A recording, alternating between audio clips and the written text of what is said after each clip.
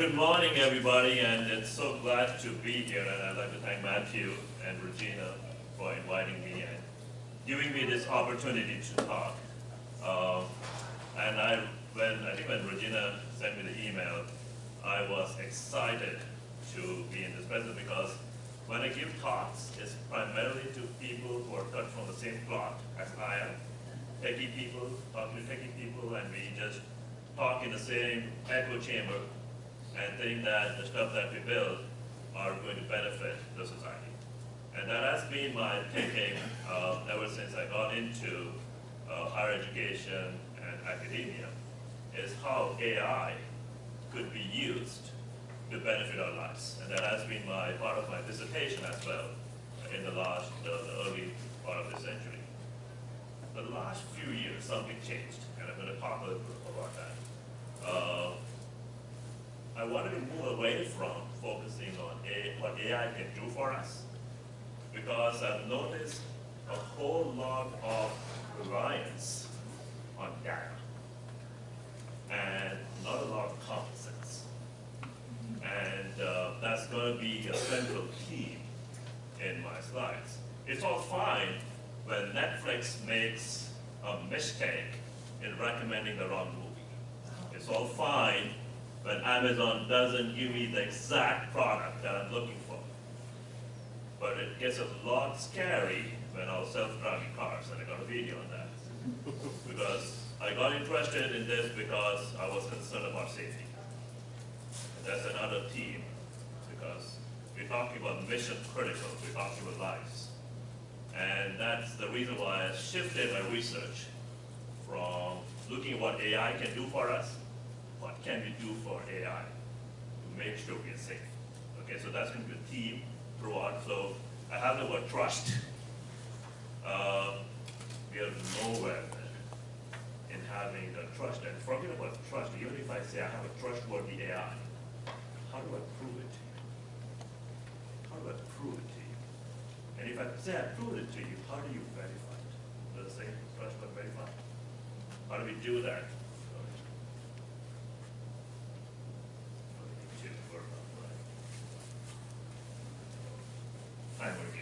But anyway, so I just wanted to set the stage to let you guys know what you're going to be expecting here. And so the reason why I decided here is I've been discussing with, because I wanted to look at AI, not just from a technology lens, but from a policy lens. So I've been talking with folks at George Mason. I'm just learning about policies. And I have a slide later on things that are half-baked. And want to get your thoughts as well, things that we should be considering. So this talk is going to be part, why does AI fail? And the second part is going to be, what are we going to do about it? And third part is just to show you the future, the next frontier in AI. There has to be a whole new paradigm change than what we are doing right now. Okay? So again, real quick, I already shared the background, not just because to talk about my credentials, but also the fact that though I'm an academic, I'm also a part-time employee of the US Navy. So this is an appointment I took 6 years ago, again, with the goal to understand the implications of applying AI. So can't talk about the classified work that I do, but I can talk about the goal of that work. And one of the goals is how AI can be used to detect and prevent drones from affecting us. So you can look up that work. I think there's some stuff on the public-facing website on the work that we do at Old Dominion for the Naval Surface Warfare Center at Crane, Indiana. So it's still AI work applied to detecting drones. And you will see some of the challenges we've faced that some examples that I'm going to show you.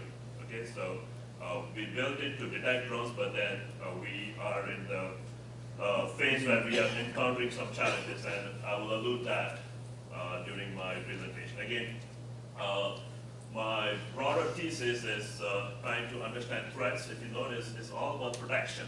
It started with protecting the broader internet, which was not connected to any physical system. But now we are so interconnected that if you notice the last line that in my mission, the research goal statement, I'm very focused on critical infrastructure.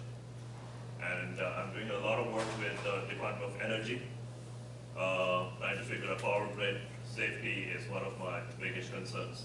So got a lot of work with Department of Energy on that. Department of Homeland Security, there are a couple of projects I'm going to talk about, which I can. But that's the focus, right?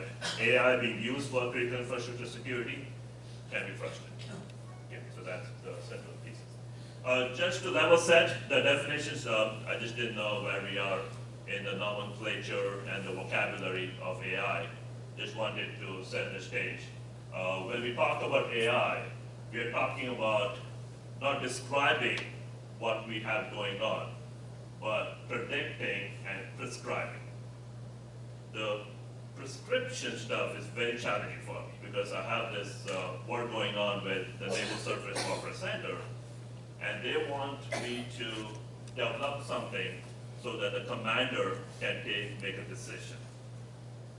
Extremely challenging, right? And we are talking about making a decision that would affect lives. And having an AI-driven system, I don't like the word prediction, I would rather use anticipate. Who are we to predict, right? So, but that's the vocabulary that the community uses. But even if I predict it, this is the hardest thing, and this is the biggest challenge, right? Because what happens is you don't want to overwhelm the decision maker with a lot of data points, and that seems to be the case right now, because nobody wants to take a stand and say, this is what you should do. And what you tell the decision maker is, these are all the outcomes. Outcome A, 60%, outcome B, 70%, outcome C, 30%. What do you think the decision maker is going to do, right? Pick up the one with the best number. But why should I trust that number, right? Under what context? Right, and those are the words. So when you talk about human decision making, we don't see things in isolation, right? There's some level of context. And again, context in the same environment or different environments. How do humans, and we need to get to that level of thinking in our machines when they don't have it. And that becomes extremely important when you're talking about recommendation. The recommendation with a context is dangerous. And being able to make recommendations with lifelong learning, right? Something that you can learn over a period of lifetime and imbibe those concepts. So that is the focus of how the models are in terms of prediction and providing prescription. Again, in terms of definitions, again, I'm not going to belabor the point, but I just wanted to set the stage. I'll be using some of these terms a lot. So when we say AI, that's the goal to get some human intelligence in computer systems. And in terms of moving forward, just to let you know, we use the term artificial intelligence, but here's the challenge, guys, because in the next 10 years, our computers are going to be more intelligent. And that's already happening. So that term is a misnomer. The computers are not artificial anymore. They're intelligent, so that terminology might change as well. And that's happening. I've seen some of the research, I've seen some of the prototypes of computing that's gone beyond our ones and zeros. That architecture is going to be phased away in the next decade. It's just engineering those architectures so that we can use in day-to-day life is the biggest challenge. I don't know if you guys had a talk on quantum computing. That area is pretty hard, it's out there, but I'll believe it when I see a quantum computing handheld device that works. So when that happens, we do have a problem. But it will happen. I haven't seen that yet. The engineering is a big challenge. And so, at least so far, the word AI is still applicable.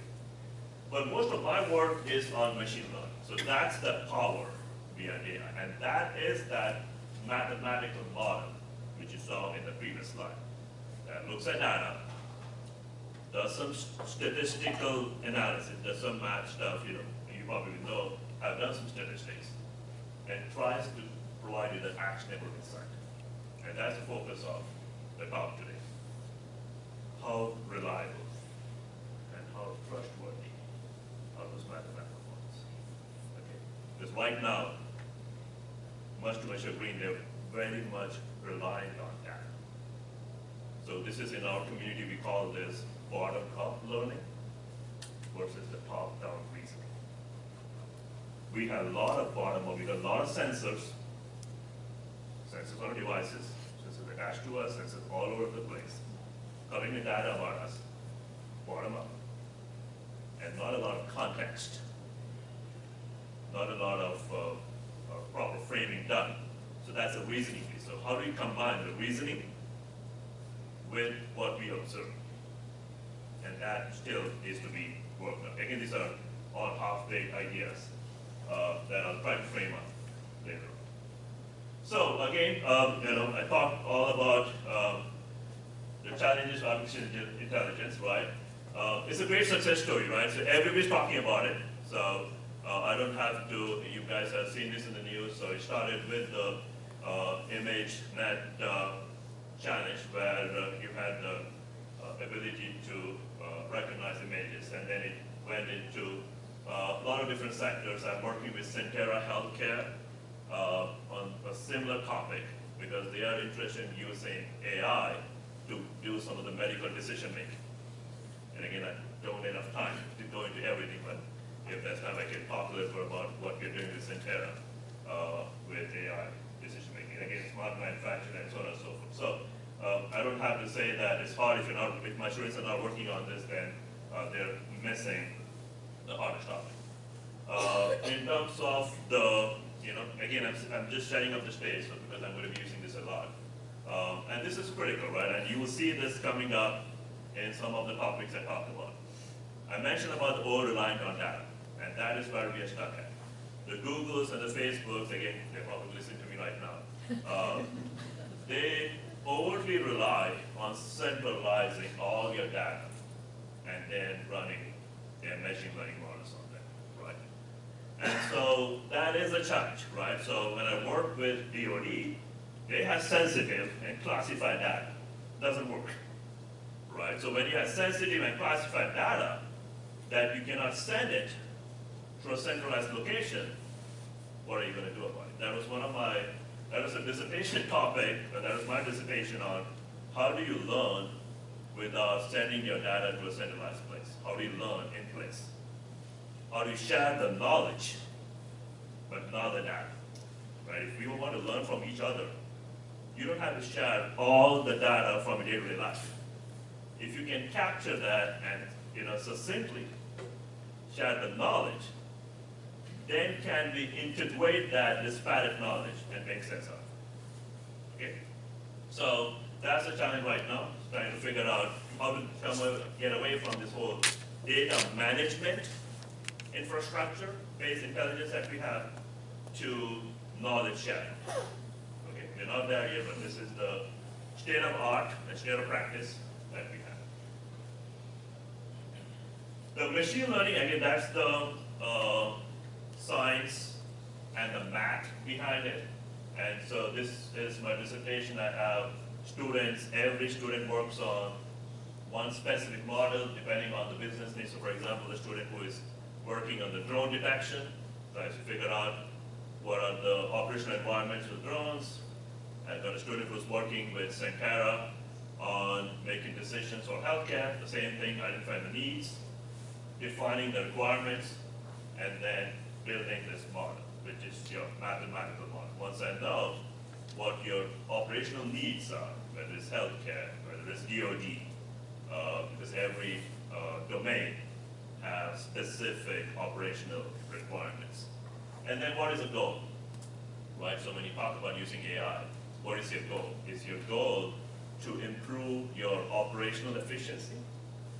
Is your goal to get better at making decisions, whatever the case may be, so you define those requirements. And then, my students start looking into the whole spectrum of mathematical models that have been proposed for similar type of requirements and start training their model, which is the concept that we use in AI is learning from examples, right? It's like how a child learns. I observe and I learn. So can we have that similar thinking for mathematical models? And I'll share with you the challenges. So think about it. We got to get our mathematical models have the same thinking as humans, so we're not there yet. And then you deploy the model, learns, it fails, improve it, its mathematical model to see. And you see this a lot because the goal here is getting the accuracy. And remember something, accuracy in a mathematical domain without any context. And as some figures later on. Because when you take the very abstract, the real world in the mathematical space, you're just trying to get that number right. By looking at the math problem and forgetting all of the context. And then all your decisions are based on what the model throws at you. Some people say, again, this is not me, that the 2008 financial crisis was a result of over-reliance on models that got so complex, so unwieldy, that folks just took all the numbers coming out of that without applying the context, because it favored them. And so I'm going to say a lot of things that may be controversial, and again, these are just my thoughts, don't represent the university's thoughts here. But for me, most of the machine learning work came from Silicon Valley, where profit was the biggest driver. Obviously, they have worked with research labs and research universities, but profit was the driver. And so there has to be an alternative to where we are not primarily driven by profits in defining these models. Because what happens is a lot of the people in practice, they just, if somebody's done something similar, I'll just grab that and just apply it to my needs. So there are a lot of industries and companies who are just grabbing whatever's out there to fit their needs, not trying to reinvent this loop. Right? It's out there because there's a lot of stuff out there. Google and the Facebooks have made a lot, because it makes sense, right? They want to get access to your data. So they don't care about intellectual property as it pertains to their code. They want to give away their code because they want to manage the data. Because they're going to make money with the data. So what they've done is, again, they have made sure that you have all the code, right? And that makes the job of, especially my students. And so I always worry to my students, if they're just grabbing code on the internet that Google and Facebook made available, putting all the data on Google and Facebook, it makes things easier, right? And again, it speeds up this process. The companies have access to your data, and then you take the easier way out, and you don't try to understand if there are issues with this. Okay. All right. So here comes the issue, right? So this is what we expect. I don't know if my video is going to run. I don't know how many of you have seen this. The Tesla self-driving car video. Some of you, but not all of you, so I'll let this play. So this is the self-driving. All that I showed you in the last few slides. Captured you. Okay. That whole AI workflow you saw, the machine learning workflow that you saw. And so when I saw this video, it got real for me. Because I hope you got the gist, right? So you might say, it looks wonderful, right? And again, this is not me, this is Tesla who put this out there. So again, what you see that video happens most of the time, okay? I'm not dogging Tesla, okay? Again, these are videos that have been posted on YouTube where it's about to go to the divider. And this person has been posting this video multiple times, if you see the time frame right there. There are a lot of dashcam videos of actual crashes.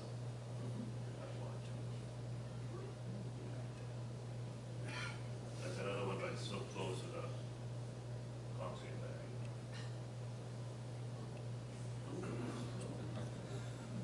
Anyway. So you can go on Google and look at Tesla self-driving fails. That's the keyword.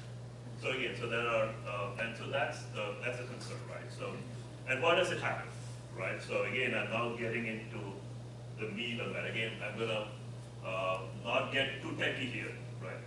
But I'm going to keep it at a macro level, actually macro level, because I'm going to touch on something important here, because you guys talk about data, right? And we're touching on why over-reliance on data is challenging.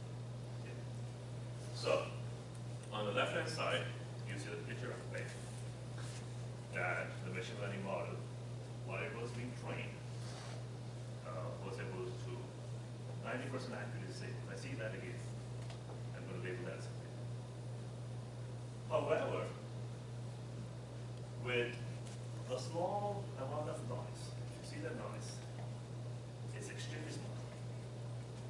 It's basically noise if somebody were able to detect. If anybody was even looking at all the images, I doubt there's any system out there that's looking at every image, trying to see what is getting. But by the way, this was exactly what was used in 9/11 when those hijackers were sharing notes. They were embedding text in images that went unnoticed.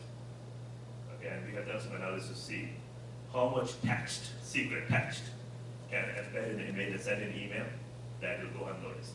So that can be done. But I'm not even talking about text. I'm talking about noise. Extremely negligible noise. Okay?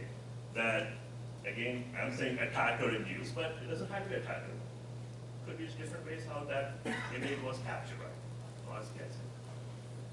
But look at the magic. Machine learning models have figured out how to make pigs fly. Right? So, the same machine learning model magically is able to tell us about this pig can fly. It's a plane. No longer pig. Why? Again, this was first, not my work, this was first presented again. This was using Google's, the technical term is deep learning. Again, I'm not going to do a deep dive in deep learning, but that's the technology that's being used on using these techniques. This is another video. This is again not my work. These are students who have done this. And so the goal for them was same idea, right? Same idea of introducing noise. And so they're trying to figure out, they trained a machine learning model to look at images of turtles and label it as a turtle. So that was a turtle. And if I, this is,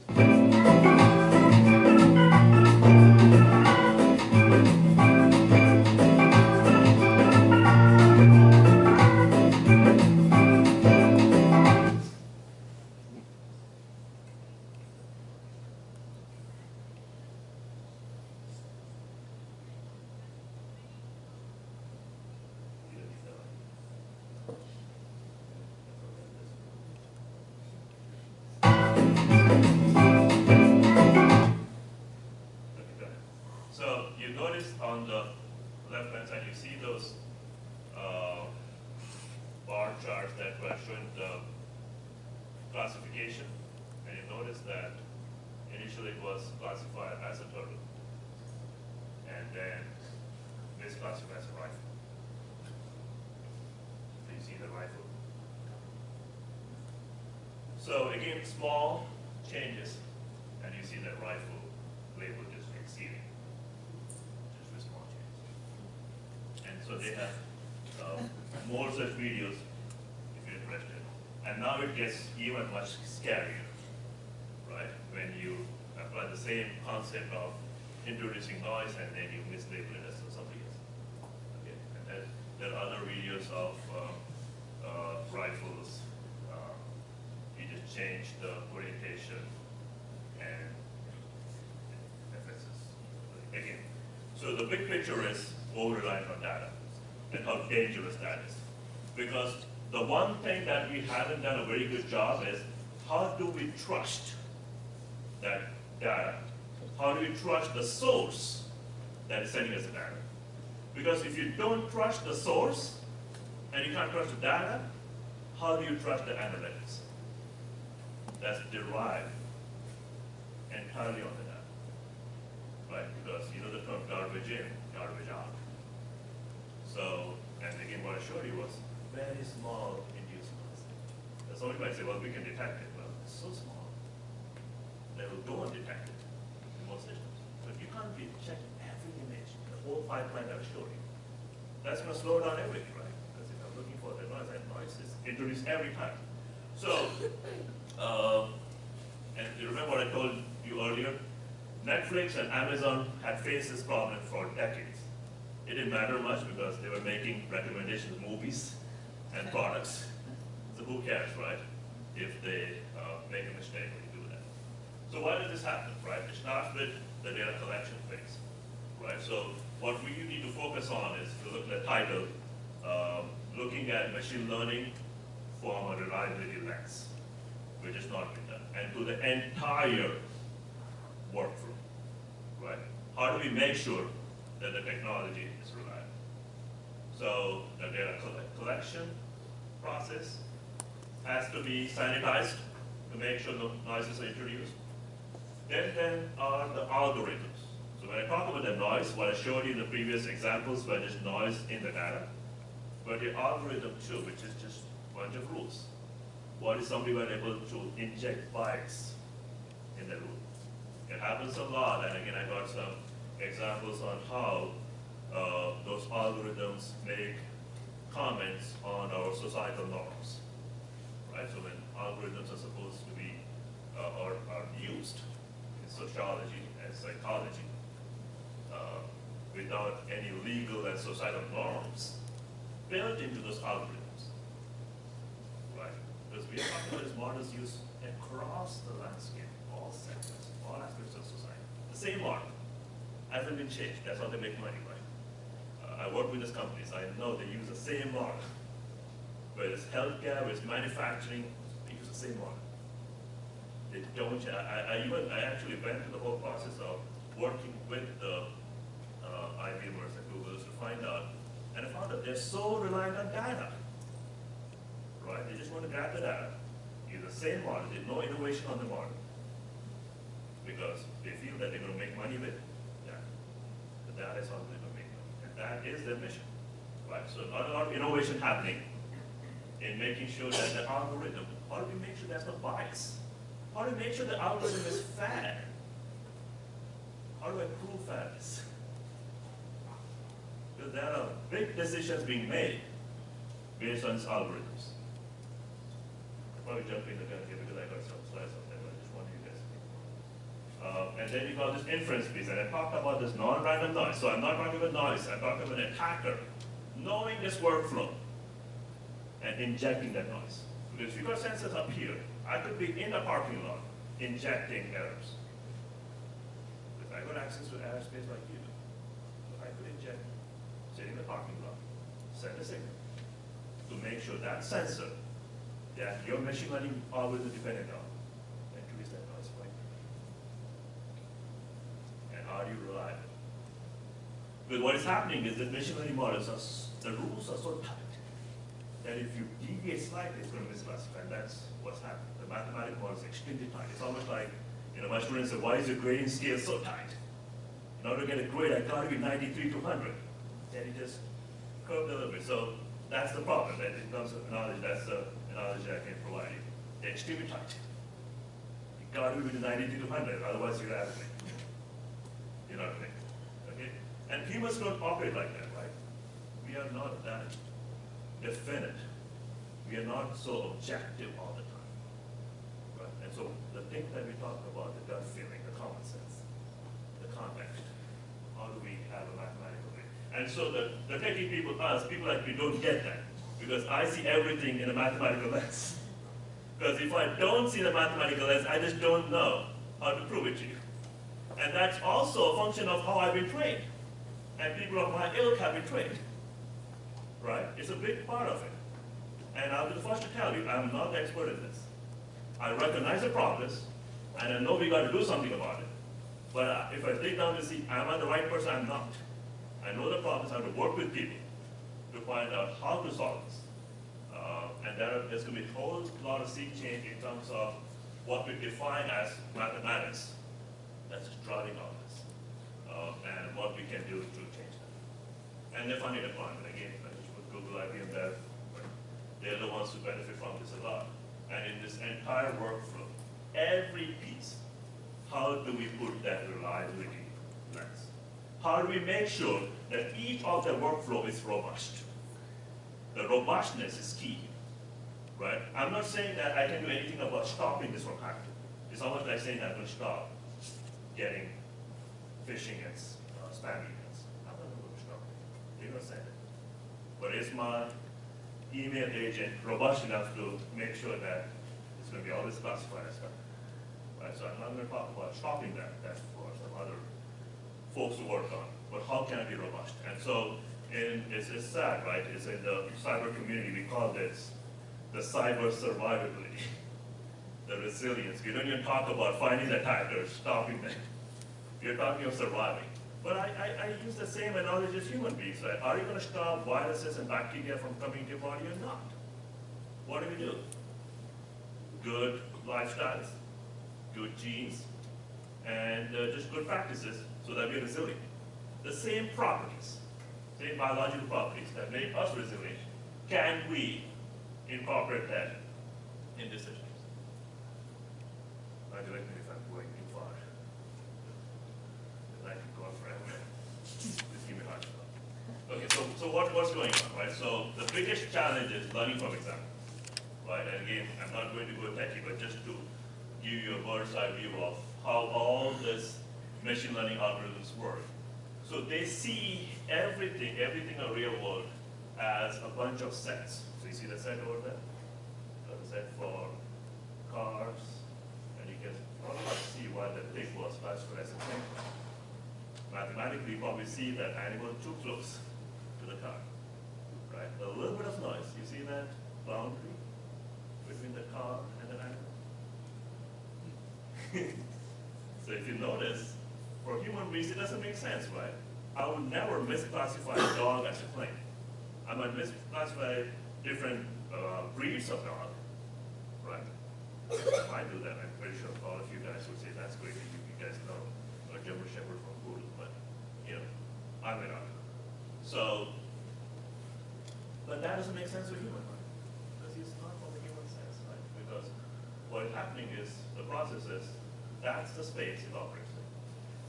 Look, all context is lost, right? Everything's a bunch of numbers. You test it, and then the only performance is to make sure that you don't make mistakes when testing. That's the only performance.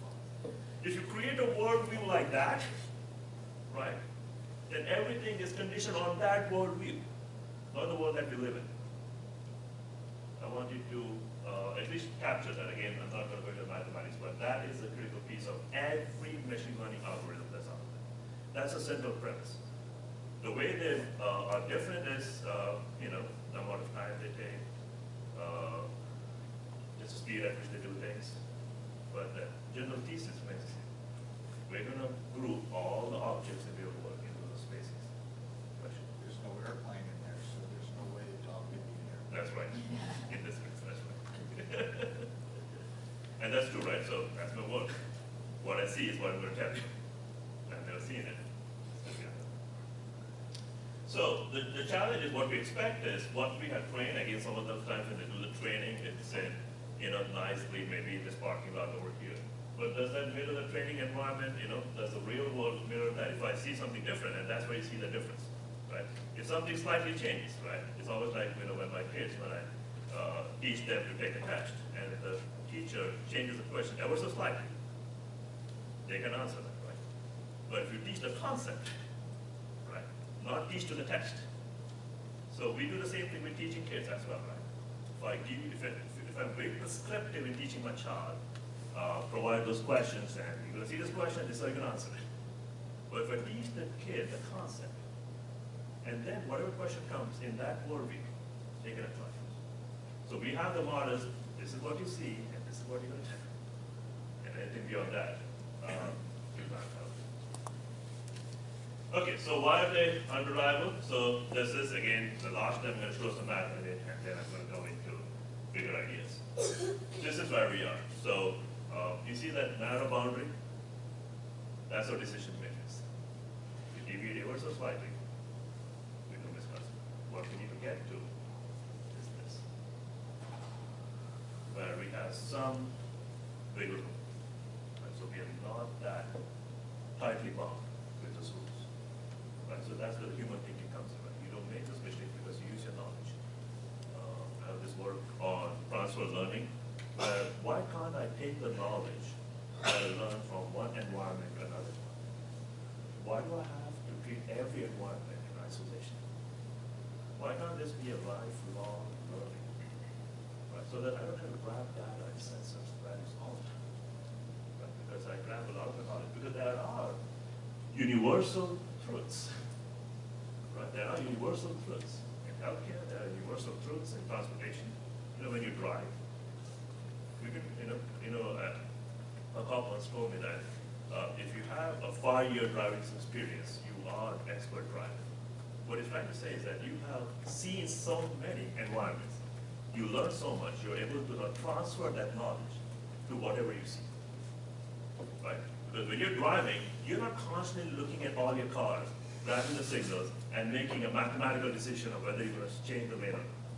How many of you do that? And that's what a machine learning model will do, right? Is this where Tesla is now?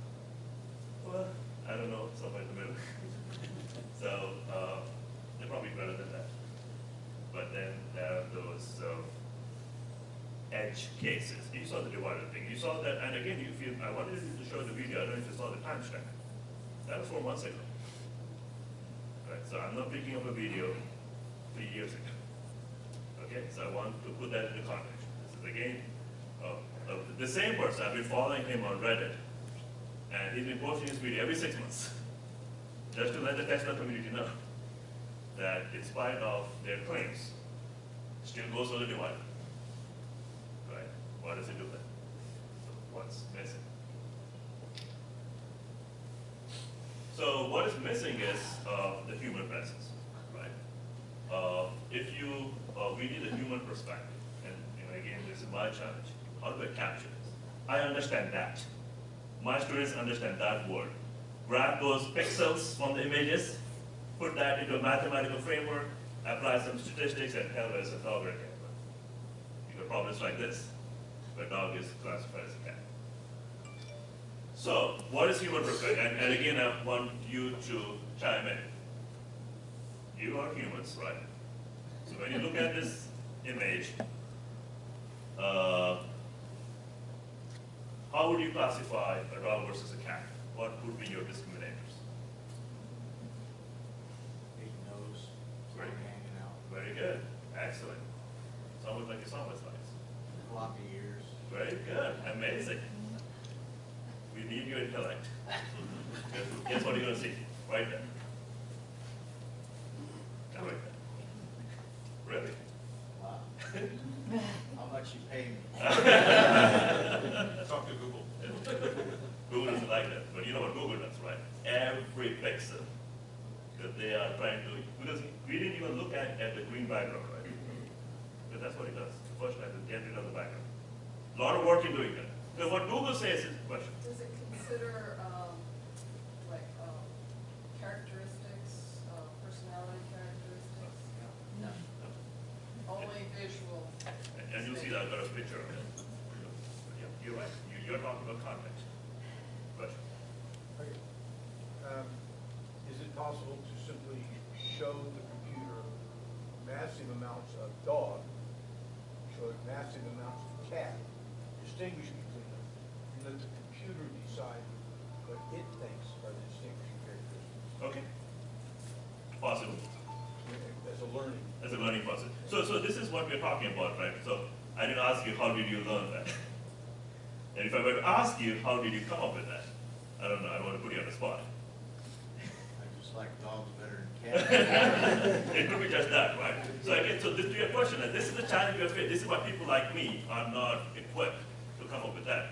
That human thinking, right? So what's the best way for the computer model to think it? And again, what you see over here and what you said is the context piece, right? Why can't you put this? What you're saying is show everything out there and come back. Okay. But it may not be that the human perspective is the best. An example, teaching the computer to play Go. It has now reached the point where it uses strategies that are not human. True. They completely boggle the Sure. minds of Go True. players. True. So the computer may of its own. And maybe intelligent, right? So remember in the previous I was talking about computers being more intelligent? And so right now, we know that. So when it gets to the point that computers are more intelligent, then we are not on even playing field now. Then we're talking about the knowledge representation. So what we're talking about is I've seen enough that when knowledge representation gets better and better and better. So the question now is to get to that level of knowledge, how much effort are we talking about, right? So what you're getting to is getting to the level of knowledge where you can do this much better. What is the process? So we're talking about the process to get to the knowledge. And so there's a debate on it. What's the best process? Is it through just seeing all different types of scenarios, combinations, and then over a period of time? Because you can run this, computers are pretty faster, algorithms are faster. You can run all different scenarios and maybe speed up the timeline to where you can do better. So my concern is not just that, but also the previous slides where you saw that error being introduced, right? And so is it possible that knowledge representation is still reliable in presence of noise? What happens when it sees a deviation? Does it act on it immediately? It's almost like, right, and this goes to humans too, right? When I'm driving, if I notice that the lane is going too slow, am I immediately going to change my route and go elsewhere? I'm going to wait it out. And that decision making also depends on humans, right? What decisions you make. And now we get into that level. I don't think we're even that yet, at least not in the, and specifically the examples that you gave were in their own domain. I'm talking about the physical world. I'm talking the physical world, a world where there's a lot of uncertainty and a lot of dynamics. And now compounded with human-machine teaming. Now bringing the societal norms, now bringing the cultural norms. Now we're making it extremely challenging. So I totally take your point. It works when you have control on uncertainty and the dynamism, if you can keep that. But if you take away, if you introduce not uncertainty and dynamism, are humans better? So the word that I use is reliable. Right? Are you better? Are you reliable when things are deviating slightly? The example I told you of my child, right? If I'm teaching the kid to the test, then they're not, because I'm not teaching the kid properly, I'm sorry. I don't think a computer would know this guy is really loyal and this guy is, That's it. We're not doing that. I'm talking next 40 years, that's next to next 40 years, right? So that is so far away. Because that's critical, right? Because I know it. right. And again, I don't want to deviate too much, but he raises a good point. I was given a task by DHS to do insider detection, okay? And so, my methodology is what I observe is what I'm going to tell you about. So we were watching this person going to this particular floor all the time. He's supposed to work on second floor, and he always seemed to go to the fourth floor. And my dad would say that something is, not right. Right? It flagged. And then somebody talked to him. And guess what we found out? He had a girlfriend. True story.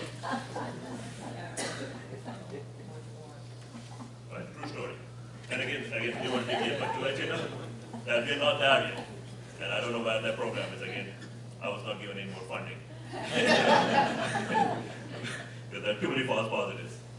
I told them that I'm not the best person, because the reason why they chose me was I had a product on, how we have credit scores. So I had a product on security scores. This is for a cyber insurance product. So there's a lot of cyber insurance products we sold. And I thought if you're going to sell insurance, you better have good security metrics, right? What's the premium on the insurance? How do you know that I'm a good custodian of my data or not? So that was the work that we were doing, and it failed. It's machine learning model, but it failed miserably. What is inside of that? Anyway, there you go, right? This is the problem. So, puts into that mathematical model, right? No context, no classes, everything is lost. I'm just dealing with those circles and lines, and looking at the distance. What I'm trying to do, getting the test accuracy right. And I lose all the context, everything is coming. Just trying to play that space. All right, so I want to deviate a little bit because, and I just got 10 minutes. So what I'm going to talk about, what are we going to do about it? So I belabored on the problems and all that stuff, right? So this is an effort, it's baking, so it's, I don't know how much if you know this, the state of Virginia has invested heavily on cyber physical system security, on trustworthy AI. So the effort is called the Commonwealth Cyber Initiative. It's a 5-year program.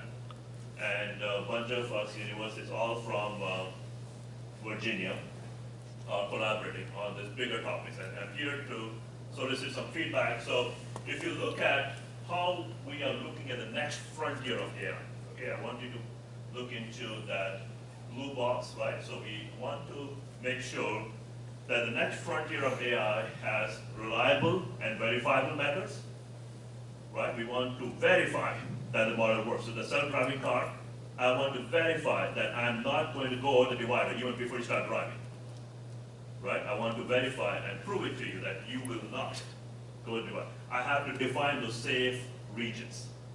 Your car is going to be only operating in the safe region and will not. What does safety mean? Safety in the context has to be defined, right? So that's the verifiability. The second is explainable. How do I explain it to you, right? Because human beings are not just, so look at your phone, right? How many of you remember phone numbers? So I have to explain all these numbers that I see. Explainable AI. Third, this goes into the societal norms. How do I make sure that's not biasness into the AI when we're talking about AI making decisions on society or societal issues? Because there's a lot of, I don't know if you know this, there is a consumer score metric that all these companies use. And guess what they are looking at? Looking at your Yelp comments, looking at you all the times you call customer service, and all of us have a score. I think it's extremely biased. Because you have a score based on the number of times I called you and the number of comments I made on Yelp or any of those websites. I'm not putting Yelp on target here. Yeah, I thought it was how frequently you paid your bill. Exactly. Yeah. And so we all have a score. All of us have a score, and they don't even tell us how they came with a score. And all our services are a function of that score. It's a fact. FTC knows about it. FTC has been knowing about this for a decade. You can look up Federal Trade Commission, consumer score metrics. They have a document out there. It's very deep down, telling you what you can do to get away from that. Extremely cumbersome.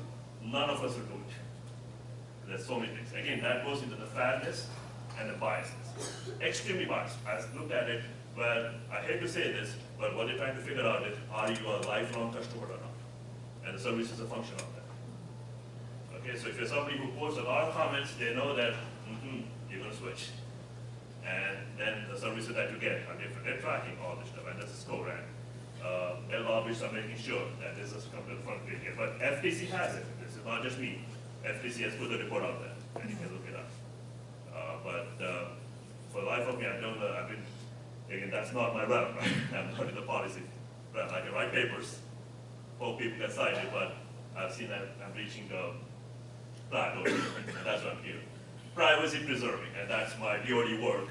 How do I make sure that if you have sensitive data that you're not willing to share, how do I still apply AI on it? Okay, so that work. As a matter of fact, Google is jumping on that because they realize that people are not sharing their data with them. But they know that they got access to your phones. So they want to figure out how, without you sharing there on the cloud, can they still learn? Oops. So sorry. So I talked about the policy, and that's a piece where I hope we can get into the Q&A session on policy, governance, and human factors. So my friends in George Mason, they have, again, that's not my area. So my work is, well, the left will be reliable, verifiable. That's the area that I'm going to work on. And we have every university have their own area to work on. And we want to collaborate together in the next 5 years. We're hoping. And we have a lot of collaborators from the industry, the government, the national labs, and nonprofit. So we can address some of these problems in critical infrastructure, autonomous vehicles, cybersecurity, transportation, healthcare. That's our 5-year goal. We'll see. Well, keep you posted if I get another opportunity to talk on this, how well we are doing. But it's going to take, I think the last time I counted 100 people of us working on it across all these universities. And if I haven't counted the collaborators. And if you notice something, we wanted, not just me, we all wanted to get away from this, what we call as foundational research, which is all this math stuff, but have it use case inspired. Because that's been the bane of all the machine learning models. They're so mathematically focused, they're not use case inspired, right? So how do you build a model if I have no idea where I'm going to apply it? Can I get some insight to that so that can drive? And that's the yin and yang. It's very hard to say. It's easy for me to say that, but it's hard for me to show you how to do it. How do I grab the requirements? And for me, it all comes down to safety. I'm more concerned about safety. They're very fun with that. For me, it's something that keeps me up at night because whatever I can do mathematically to create a safe region, I believe we can do that. Airplanes have done that. I believe we can come to that level of understanding. The challenge we have is, unlike the airplane models, we are so reliant on data that can be compromised. That's a big challenge. Again, I know I don't have much time, 5 minutes, I'm trying to wrap this up. So this is explainable AI. The goal is how to I know it's a busy slide, but just wanted to get out there. But what I wanted to focus on is that this is something I've been working on. How do I grab that knowledge base, that universal truth, that common sense? How do I capture that, right? So this is the piece that I showed you in the last few slides. But how do I capture that? And then how do I elicit input from expert and the end user, right? And very broadly, be able to then create this explainable platform so that users can make sense of, right? Making those AI decisions in context. So that's the goal. Final advice, I do want to spend a little bit of time on this because this is, again, not my area of research, but I find it extremely alarming. So this is some of the work that Google does in terms of, if man is to a king, woman is to a queen, right? So they do a good job of it. Look at this table here. Does anything jump out to you? The same one, they analyze all the queen's messages. What jumps out right away? Go ahead. Need Dr. Sheener. There you go. There you go. Computer program. There you go. Now, so remember the example that you were describing?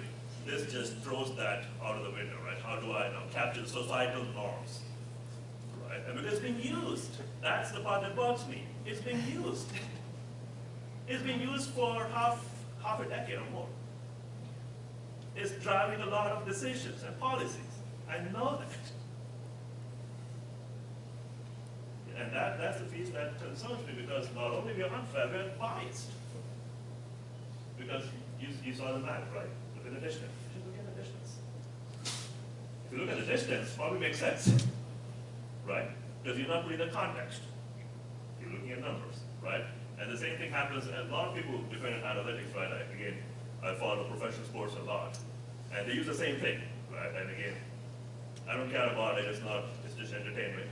Use analytics for The that. most unsafe outcome is pregnancy and kidneys.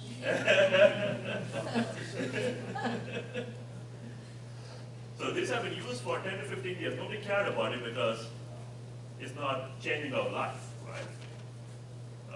Baseball uses baseball, you probably know the Moneyball stuff, right? I'm a retired Foreign Service officer, and I've read that there was bias in the Foreign Service exam for women and Right, minorities. right. And I could never understand how. Now I Yeah, understand. and the questions, because these are algorithms that are generating the question. There's also the issue of defining what we mean by good. Normal, The outcome. normal, yeah. And an obvious one is, do we want no violence? And Mhm. one would say, well, of course, we Right. want no violence. And then we have a society that does no violence, Mhm. that comes in contact with another society who is not keeping their swords in Right. plowshares, and this society is Right. away. There are things that we would object to, Right. but we would probably need, and that's the hard place. It is hard, yeah. And so if you notice in the previous slide, the thing that we struggle and I struggle is this piece. I know we cannot do this. This is the challenge for me. Because I don't know, for lack of a better word, a precise way of articulating that, or a transparent way of articulating that, or to your point, a sustainable way of doing that. Because you can't, whatever worldview we are trying to strive for, do we have a consensus on it? Because we got to be transparent about that if we're going to go down that road. And that's really what is happening. There's a lot of lack of transparency of this worldview. And to your point, once we make that transparent, how does society react? We probably won't have consensus and we'll have to do majority wins. And so that's a big decision. Again, in terms of policy, you guys are best folks to do that work. How do we get consensus among people? But we're reaching the point where we cannot understand computers. I was told, I'm not a programmer, that we can program a computer to learn, and it in effect reprograms itself. However, when programmers then look at the computer's code, they cannot understand it.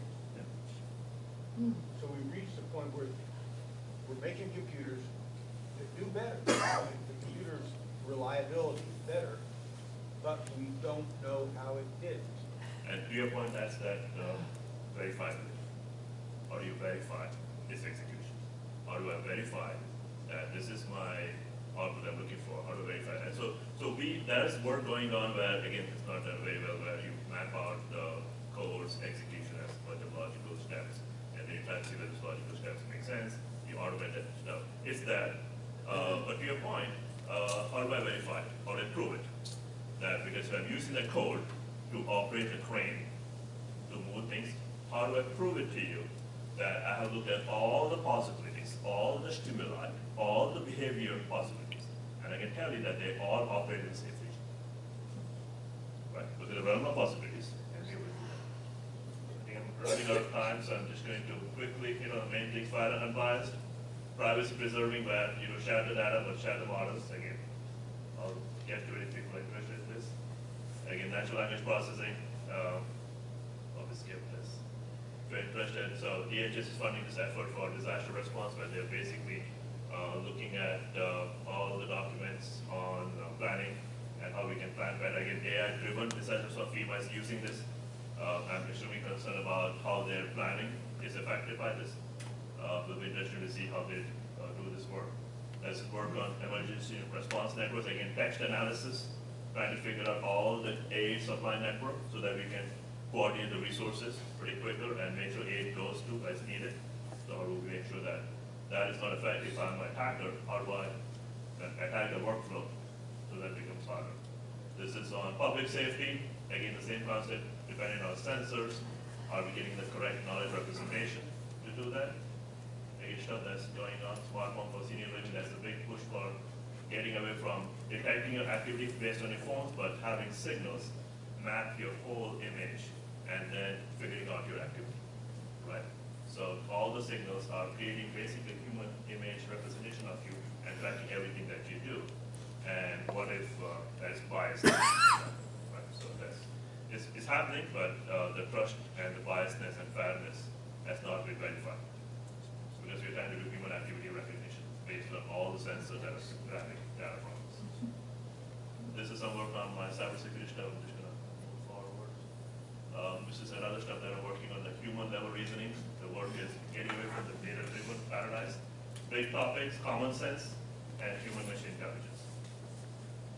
But I'm running out of time, so big picture, sharp knife, extremely useful, dangerous if used incorrectly. Really don't know how it works, so we need trustworthy AI that we can rely on.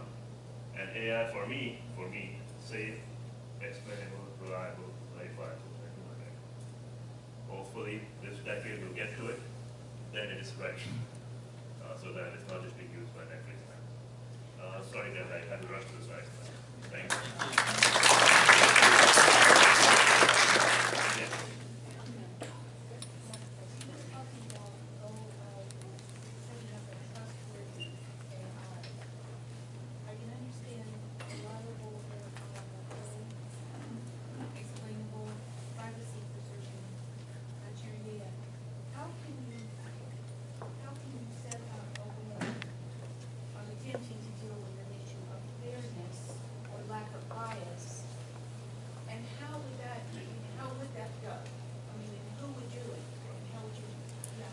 And that's why I'm here, right? So if you look into the question. Can you guys hear me okay? Yeah, so the question was that how do we realize fairness and unbiased AI methodology? How do we get that? I guess everybody agrees that we need to get that. So your question is, how do we do that, right? So, and that goes to, I think, the question that you brought up, right? So about what's good. Yeah. right? It goes to that question, right? And that's why I'm here, because again, that's not my area of research. But I do know that in order to get there, we need to first define our societal and legal norms. What is normal? Again, Not everyone agrees. there you go, there you go. So that's the reason why I'm not the expert, right? I'm not trained in that space, right? I need to work with people. I don't know if they're trained in that space. I don't know what that area of study is. Social science. Social sciences, okay. Any social scientists here? All right, so you guys tell me that is there, because see, when I'm going to work on my model, I'm going to be looking for the legal norm. So when I do reliable and verifiable, what I do, I define what is normal. I define what is safe. So in a self-driving car context, I know the safety region, right? So once I define the region, then I'll make sure that my mathematical model operates in the region. When I do legal and societal norms, so the example that I showed you about that he is king and she is the different categories. The societal norms, is that a precise way, I understand preciseness of defining that, or is it subjective, right? So if the definition, when I ask my student that state the problem, right? State the problem, and I expect them to state a formal representation of the problem. But when I see the problem and I see a lot of wiggle room, I'm concerned that my decisions are going to be operating in a gray area. And now, when we talk about biases and fairness, is our decisions also clouded because our worldview was clouded because we were not clear about? Because when you talk about what is, fair, right? How do you define fairness? Can we define it? Or is that legal? Anyway, go ahead. Well, how about, for an example, when you were showing that chart, if you looked at female and you identified the nurse, probably today, we know that nurses are males and we know that females are other than nurses. Right. And so for that, and so I was looking at it that way. Right. Who's making the decision as to where it's going to go, if that's the way it's been for a while? Is that an issue of bias? So you hit upon something, right? So when you talk about it's how it's been done, right? When we say that's how it's been done, and that's how it will be. If that's the worldview, that's where the biasness comes from. But what you're talking about is society has changed, right? So when you use the word society has changed, that means now we talk about in the mathematical sense. This is I'll tell you exactly what happened in that model. It uses this concept against a mathematical term where it's an exponentially, it's not an average, it's exponentially weighted average. That means it puts more priority on things that happened in the past and less priority on things that happen currently. So it's a mathematical term for exponential weighted. This is potentially extraordinary importance for social science as well. And as a social scientist, what I would be worried about is that the data and the nature of the beast, artificial intelligence, will fundamentally become, because of its nature, a conservative force in society. Because for all the problems we've already talked about, it makes decisions to classify certain things in certain categories, taking its data from the world as it is today. As a social scientist, I would be interested in having artificial intelligence not as a conservative force that keeps current hierarchies in place and ultimately prevents social change, right? But something that is not a hindrance to social change. And to me, that's an extraordinary big issue. It is. That it's in the nature of AI itself, Right. that it serves conservative causes because it cannot do fair. Okay. Right? It cannot be progressive. You know, it's a very key point. And let me give you an example. For years, we've talked about STEM, and getting women into STEM fields. Sweden has probably the least, or is the most progressive country in making STEM available to women. So there's no pressure to choose STEM or to choose something else. But what does their society do? When they have free choice, they tend to load up women in the, I hate to use the word, the caring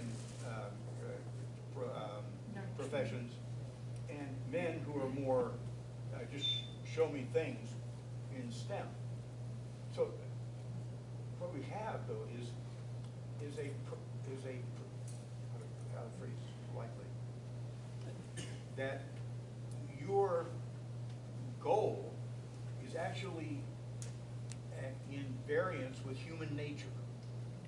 When human nature was simply allowed to run free, women moved towards the traditional, men toward their traditional. Which do we go for?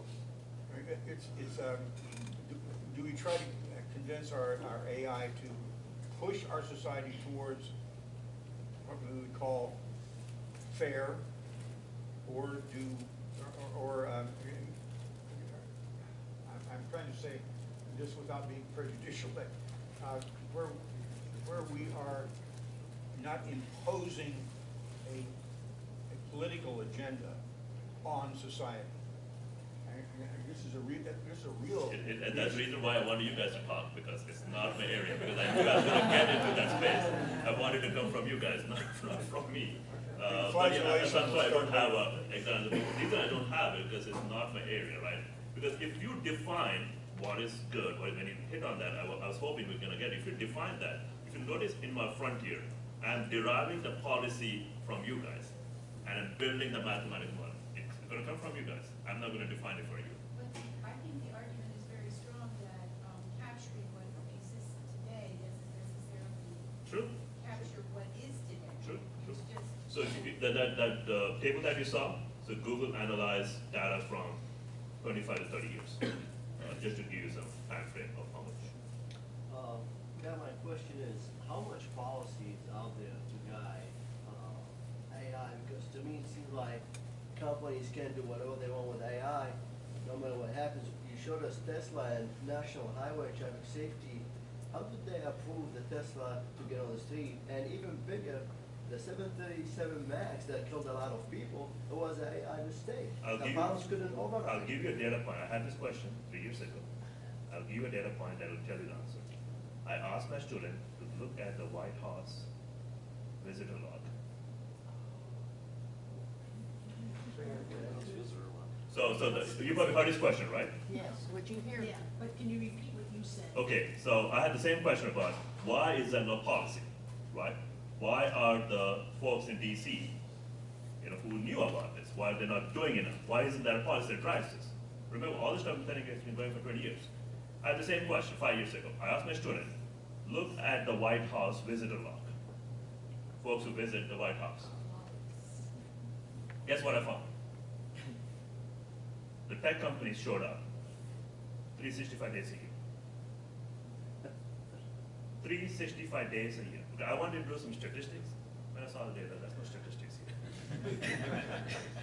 They're there every day. Every single day. Again, I don't want to make the leap too, but I hope you can connect the dots. Because a lot of this stuff, and that's the reason why I'm here, because I reached a plateau of what I can influence in my space. Because there are huge policy. I call this, when people talk about creating a society that is decentralized, right? Utopia. I've seen a lot of environments that everything is controlled, right, by 2 or 3 units in society. That again, this is again some controversial stuff that I have noticed, when people talk about the internet being decentralized. It's not. Go ahead.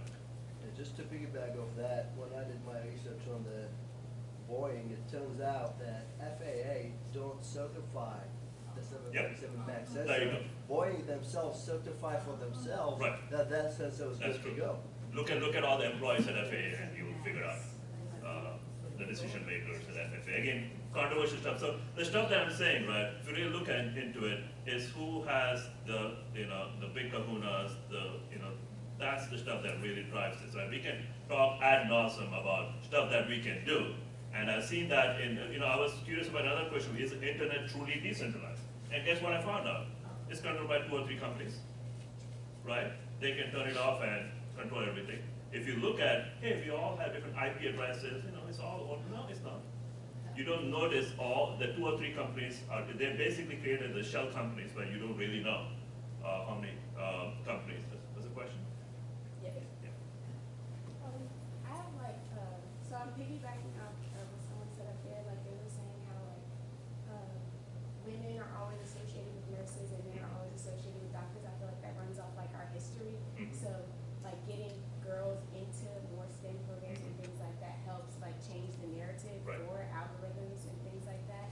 And then my second question was, if bias and unfairness in the AI, artificial intelligence is such a big problem, why is the focus more on advancing AIs instead of fixing the bias? That's right, and I think, you know what, people don't, I can, so her question was that, let me know if I didn't capture it properly, her question was about, on the example that I showed you about man to king and woman, and so man was always a nurse, women were always nurse and man wasn't.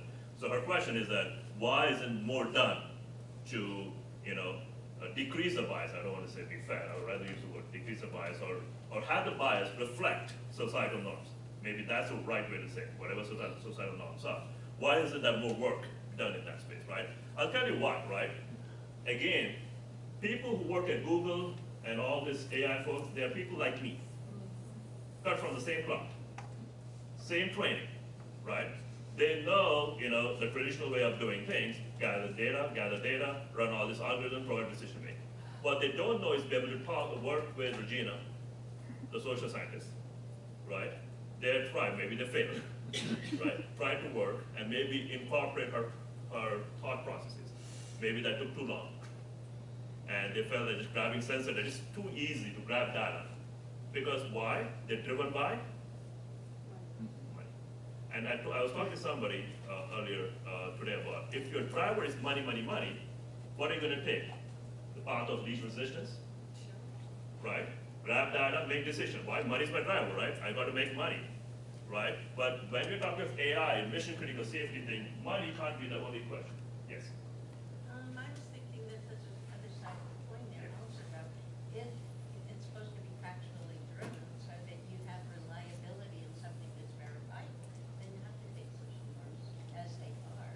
I mean, like 80 years ago, if you were talking about nurses, there's pretty much 100% chance it's going to be a woman. So if you're trying to do predictability in something you can verify, you kind of have to go along with that.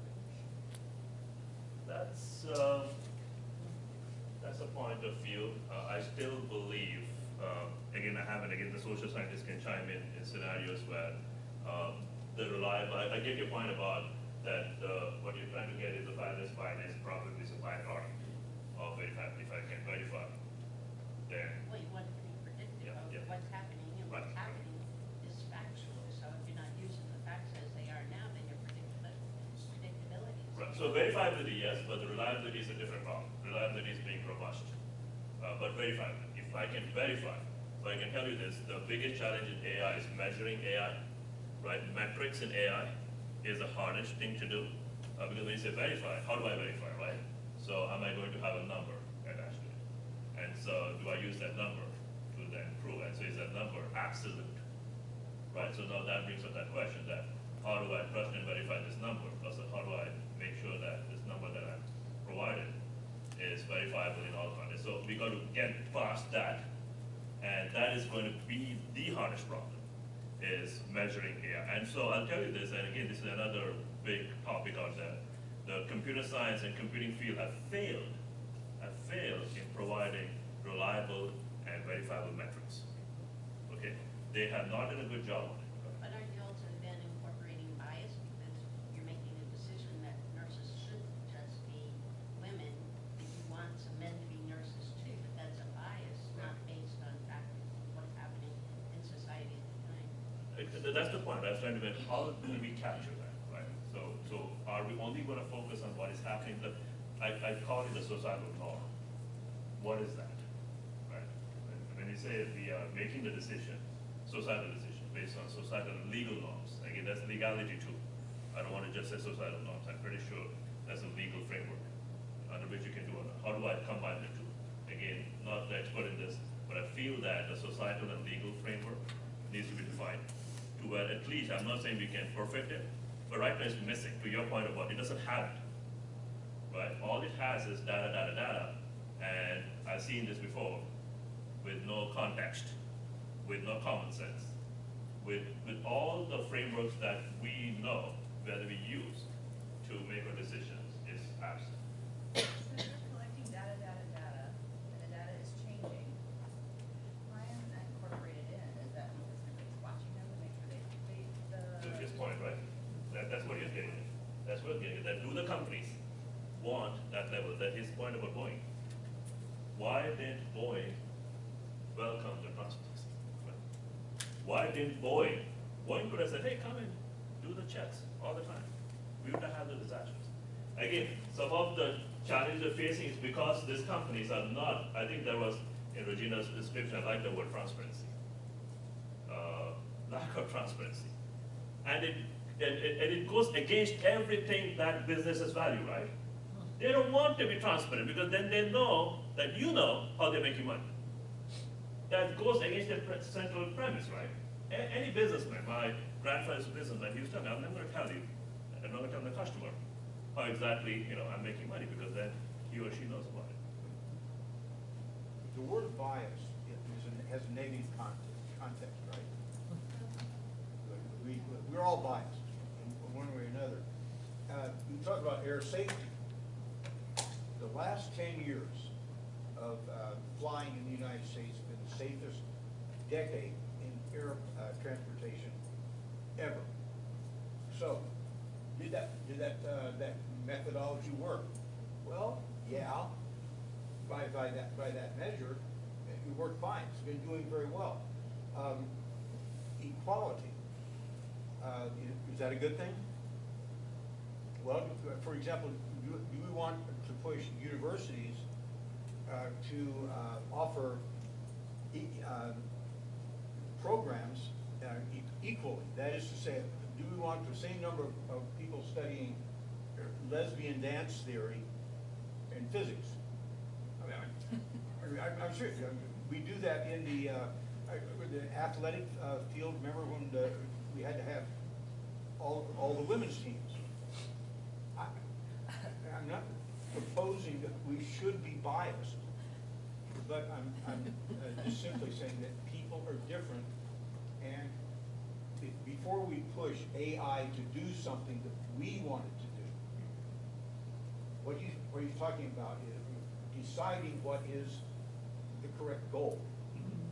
That's Really important. That's right. I think I'll get to a quick question, but real quick, what I'm also trying to get to is that having that human-AI interaction, right? I'm more focused on that because this is going to happen. The term is human-machine teaming, right?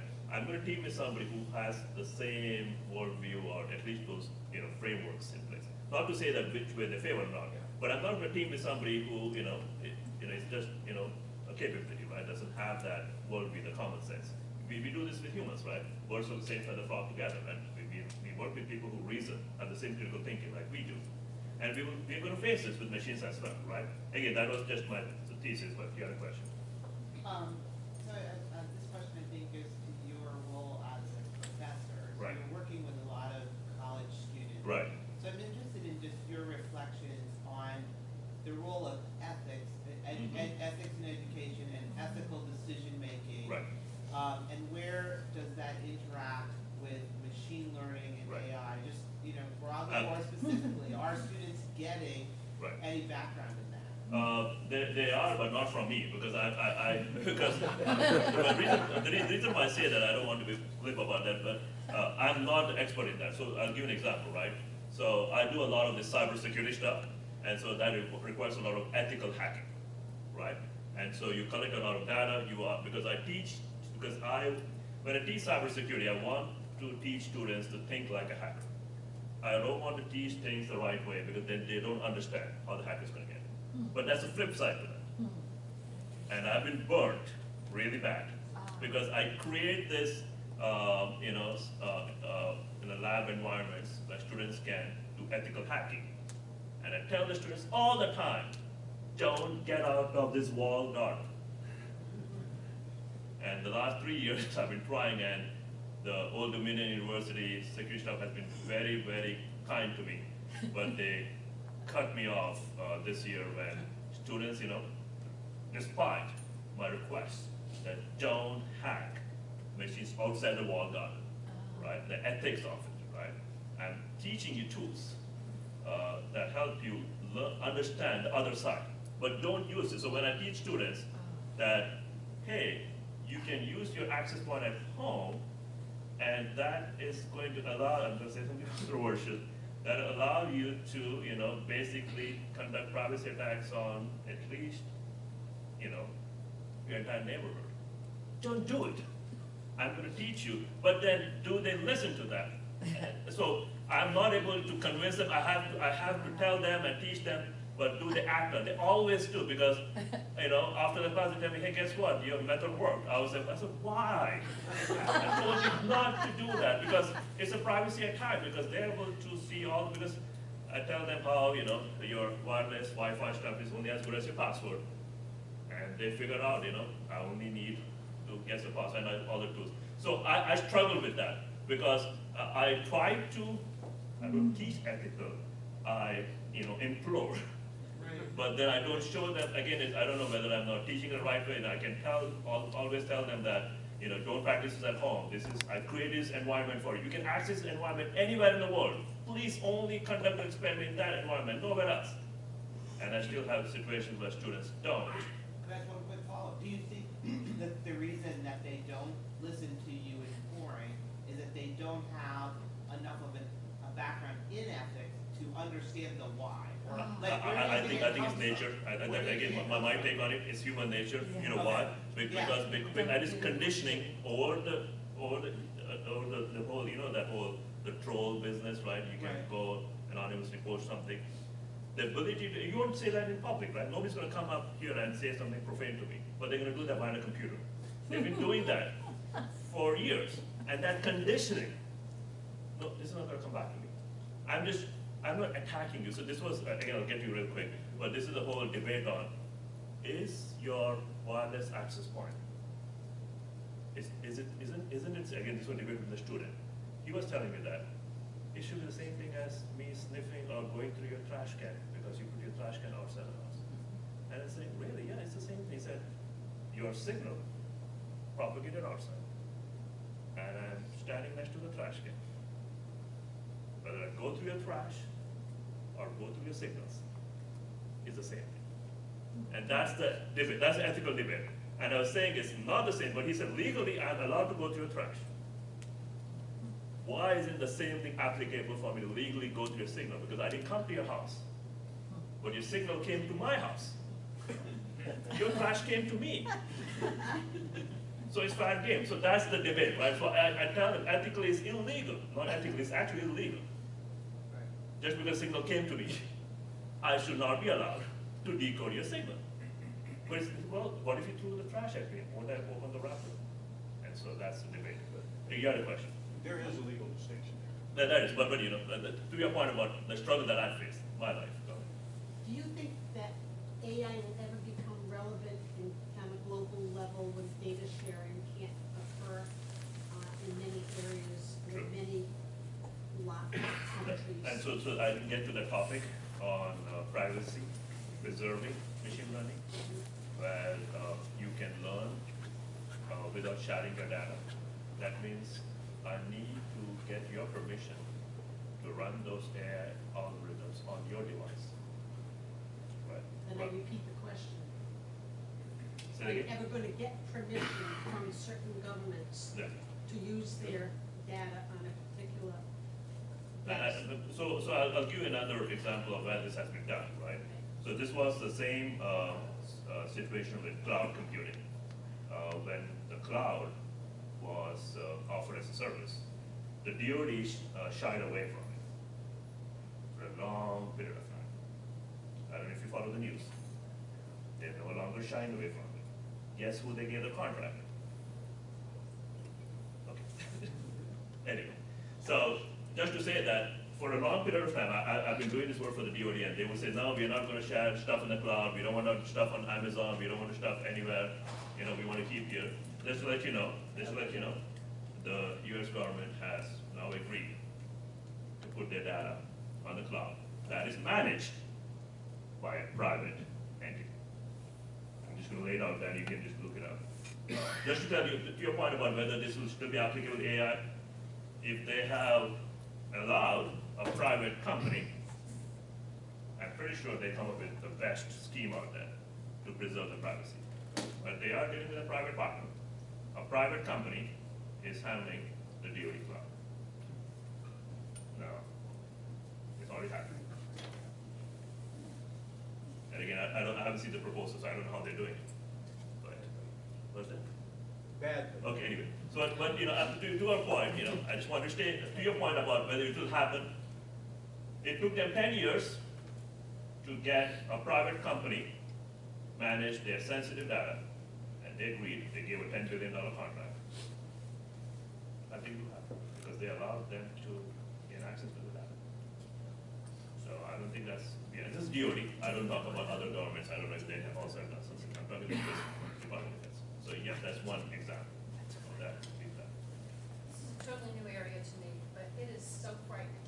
Because any time you talk about absolutes, and it sounds so 1984, and I'm dating myself with this, but how, as long as humans are putting into it, you've got to have a whole lot of good humans. It's still going to be like too many variables. That airplane that crashed, didn't they take away the pilot's ability to it was the plane drove itself, the That's true. people, so are there going to be absolutes in AI? So again, I'll get to your question. So I'm more focused on safety.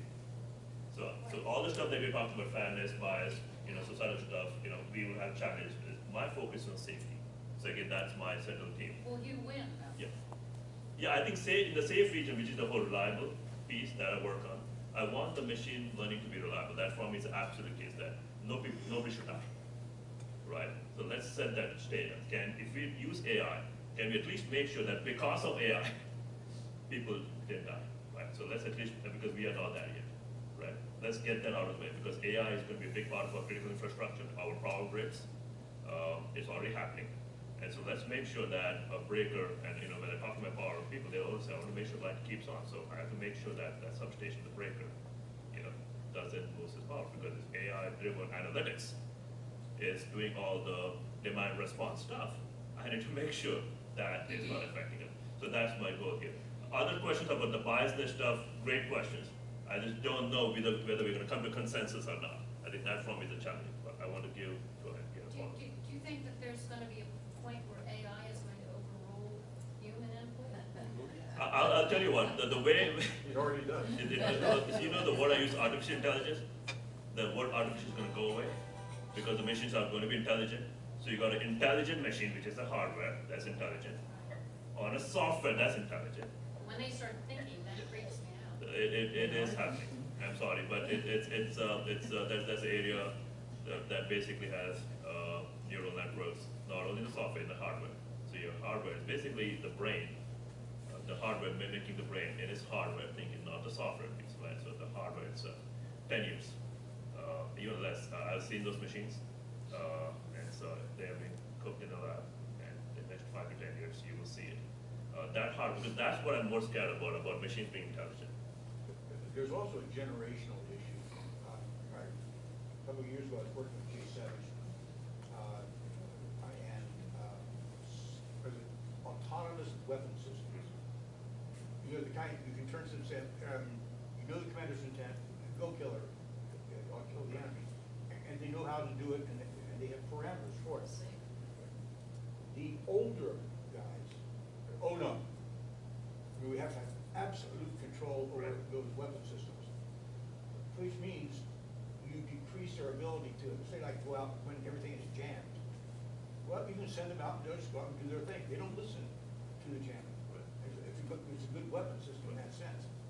But when we brought in some middle grade officers to run an experiment, they had no problems with those weapon systems. And one guy, lieutenant commander, said, look, I like it. They don't get tired. They're not afraid. If I send 14 out and 13 die, they don't care. That 14 keeps going. And he had a whole list, and the last one was, they're not vindictive. Emotion. A lot of war crimes come from just being vindictive. So the middle grade guys had no problems with it. Senior guys, oh, we have to have complete control. So this may be, we may be seeing a generational Sure, change. sure. Yes, okay, sure.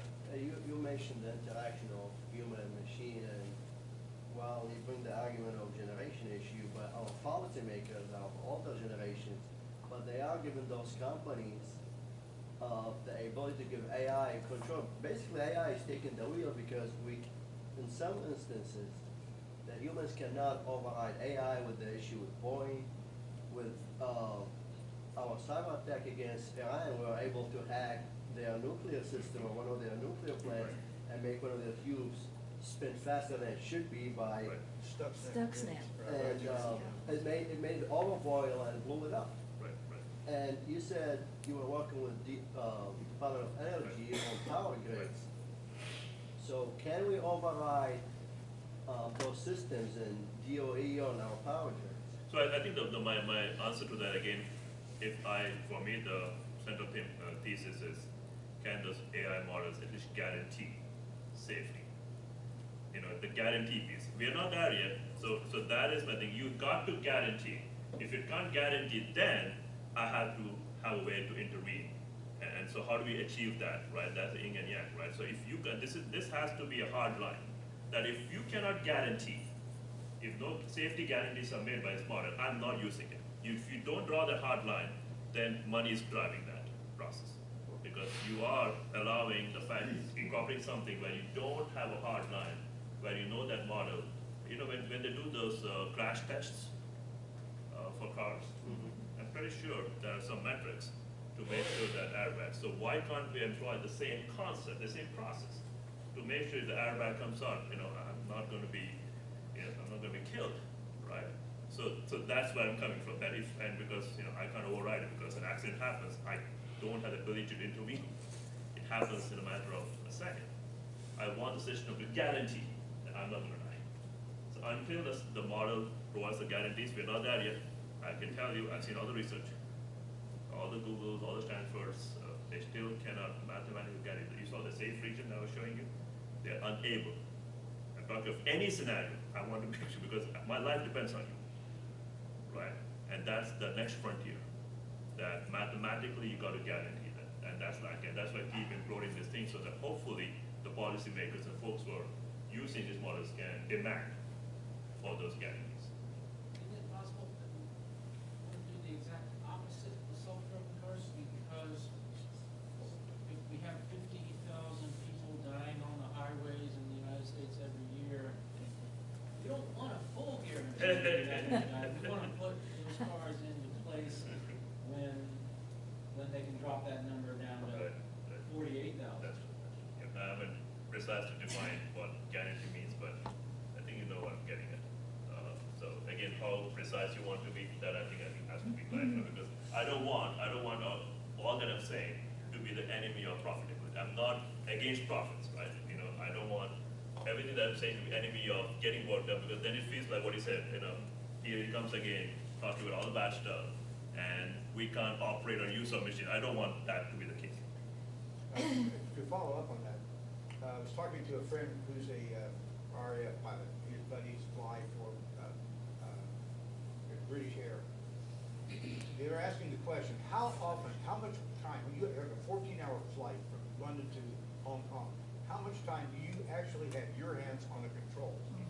And he said, almost 14 minutes. You got a question? I'm just interested in addressing facial recognition and AI and underlying biases. Right. Well, I think that the example that I gave was, again, that can be fixed, because I think that was it's a fixable problem within the image recognition space, where what you can do is you can define, and that's the reason when you go to TSA, they're very clear about not introducing external noise, cabs and things of that nature. So you can try to minimize the noise by just making sure that there's a standard way of driving image, and so at least you reduce the uncertainty. The uncertainty is a big issue. So if you can do something to reduce the level of uncertainty and dynamic situations, so that is a pathway of increasing the guarantee. So you have to create that environment where, because these machine learning algorithms, they don't fare very well when there's a lot of uncertainty. when it's a law, you got to precisely define that. Because I don't want it to be like extremely rigid, where you got to stand in a straight posture and you got to look that way. It doesn't have to be that prescriptive. But at least whatever we can do to reduce the level of uncertainty, that will help. I'm just reading somewhere that it's more accurate in recognizing Caucasian males, less accurate. Okay, you see males, identification, okay. And even less accurate Right. than African Americans. Right. Yeah, and that's the. Yeah, again, yeah, that's right. I think we can solve that problem better. I think that's an easier problem than all the hard problems with biasness. Yeah. In facial recognition, if they're using like a person's eyes, what if there's been a corneal transplant or, I don't know if they transplant eyeballs. So yet. I'll give you an example, and it piggybacks on your point about race. So there's a metric where they measure the distance between the two eyes, and there's a metric that helps them distinguish. So there are other discriminating features that they figured out how to differentiate. So it's not precisely looking at all the pixels and doing it, but looking at the placement of our cheekbones or our eyes and being able to identify those features. Just like when I've seen the humans figure out whether I don't know how many of you correctly classified where I originally hail from, but I'm pretty sure you have used some machine learning, some features based on training and based on observation. And so those type of context, right? And again, that's training. But that, you know why you can do that? Because there's a well-defined set of different humans, and I'm not saying that it's 100% defined, but you can come up with a person. The stuff that you talk about, those are extremely controversial, right? You're talking about a way of life, right? And what you're talking about, when you say we don't want everything to be perfect, what are we aiming for? A society that everything is, what's the definition of perfection? What is the definition of goodness? Those are hard stuff, because we don't even have a consensus among ourselves right now. We don't even talk about that, and we debate ad nauseum about that. And we can get a consensus. But it's fine because it doesn't get to anywhere, right? It's a debate, happens, you guys talk back and forth, we go home, and it's done. But if that drives the AI algorithms, based on our consensus, we then input that to AI algorithm, that's when it gets tricky, right? So what can legislators do, and how do we actionize this stuff? It's unknown, right? And that's why I'm learning this. I worked with somebody at George Mason to understand, because the folks at George Mason, that's another university where they all end up in different services in the government, and so there's a lot of stuff going on that in terms of influence that they have. And so I'm hoping to see that it's something out there, and policy is huge for me, and some way to enforce it. I know we are running out of time.